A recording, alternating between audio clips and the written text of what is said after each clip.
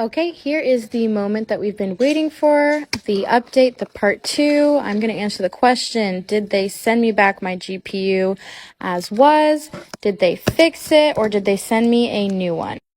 So they did end up fixing it, and I'll show that to you in just a moment, but I wanted to point out that this was a pretty quick process.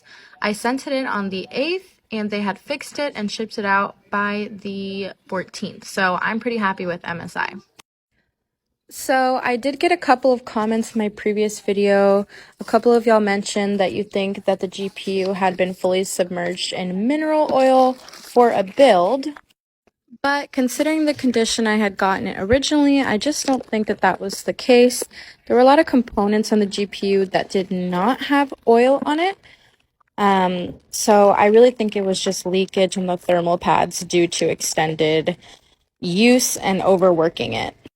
Regardless, had it been fully submerged, MSI definitely would not have repaired it and sent it back to me. It looks pretty good. It seems like they just replaced the entire cooling system. It's not what I was hoping for, but I'm happy with the end result.